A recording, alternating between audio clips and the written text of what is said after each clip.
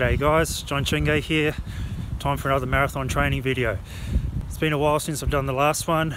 The main reason why is my kids were quite underwhelmed with the content that I've produced. However, from other athletes, you've really liked what I've put out there, so I think it's about time that I put something new. I've been wanting to do some videos on something different rather than just my standard training week, so this video is about how I get back into training after a break. In this case, I've done my first trail ultra marathon on Sunday, and I've taken a few days off, and I'm about to get back into training for that for my next marathon. So I had about a good 7-month lead-in, consistent training. So this is the first break I've had. I did the race on Sunday, put up very sore in the quads mostly because I hadn't done that much trail running leading into the race. I'd been training for road marathon and not that much on the trails, just a Sunday long run on the trails with the road marathon training during the week. So on race day, the very long steep downhills and just the distance of going 50 k's instead of 42 meant that I was pretty sore afterwards, a bit more sore than I would usually be after a marathon.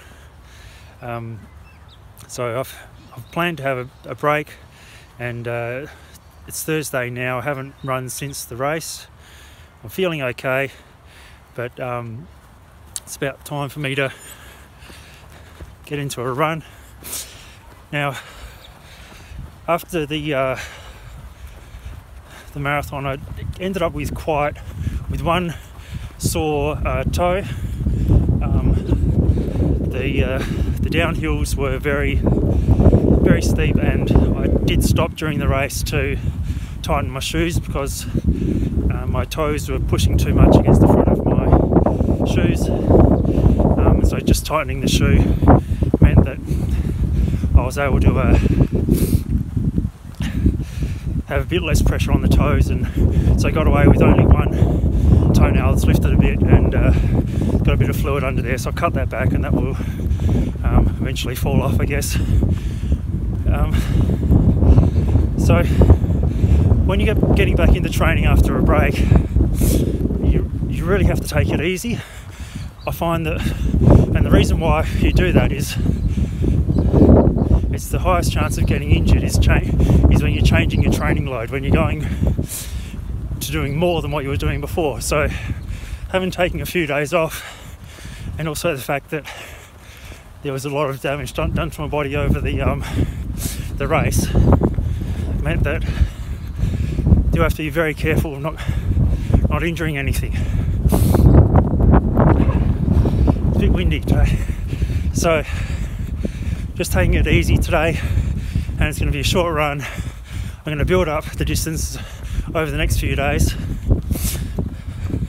with today's run just being one lap of the oval. Now I know that doesn't sound like much. It's not really getting back into training today. It's just something to give a bit of so I'm doing a bit of an assessment, how I'm feeling, if there's any injuries, anything I need to stretch out, how those quads feeling. They're not too bad at the moment. I didn't have anything else go particularly bad injury wise during the race, and it seems like everything's going all right. So just about finished that one lap actually, and that will be my training done for today.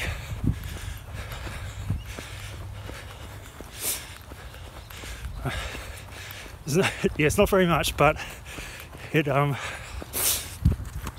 see, so that's all done. 500 meters, and yes, you can see I'm puffing quite a bit, running it just under 6-minute Ks after a few days break. So I guess that's normal for everyone, isn't it? Okay, so I'll check in for some of my other runs that I do building up. But that's the first one out of the way. Everything feels okay. I'll just do a few stretches in a minute and then leave it for today. Okay, so after the run on Thursday, I pulled up okay, except for the bottom of my foot. It was very tight on one side, and I have had plantar fasciitis before. It's basically the arch of the foot getting very tight and starting an inflammatory cycle. So it was good that I didn't run too far on that. And also good that I hadn't taken that much time off, because I find that tendons and ligaments, all the supporting structures, tend to take a long time to loosen up after you've had a break. So it can take about a month, I find, to loosen up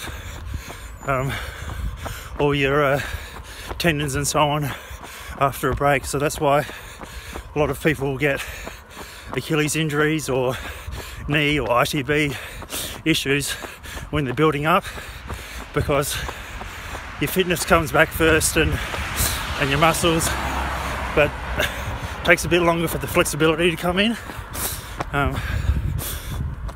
So yeah, you just need to give yourself a bit more time for the flexibility to come in. And I mean, there's lots of stretches you can do and everything to make it so you don't get injured, but the main thing is you just have to get the training in. You know, going for a run puts your joints through the range of motion, you know, thousands of times for a few kilometre run. So that is one of the best ways to build the flexibility, but you need to build up slowly. So I've just finished a 4K run. It's Sunday. I've did the 500 metres on Friday or Thursday, 1K on Friday, 2K on Saturday, 4K today. I'll do 8K tomorrow, 16K and so on. But that's the end of the training week. It's only 7Ks total for the week. In the time off, I've managed to catch up with friends, just do some things that I've been putting off until I had that break. So one of the things I did in the break was get a tattoo. So as you can see, got my fish tattoo there. It's hard to get the angle. There we go.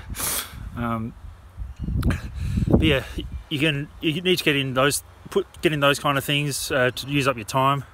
I'm glad I didn't get it done straight after the race, because it was quite a stressful experience getting the tattoo.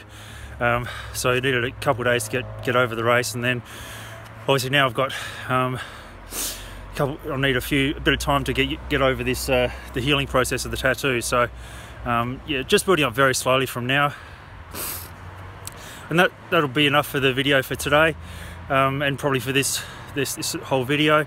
I do have, however, some footage of when I was training for the ultra marathon from a couple months ago, so I'll put that on just after this. I was doing marathon training during the week, as I mentioned, so I did the day before I did the video, I did 4x5k, and it was at a good pace, so just under 17:30 for each 5k, which is a bit faster than my marathon pace. And then the day after I went for a 2.5 hour run on the trails. So I've got some footage here about 1 kilometre stretch on one of the climbs, and it was on the actual course that the race was on. So you get to see 1 kilometre stretch towards the top of Chambers Gully at the end of this. So enjoy. See you next time.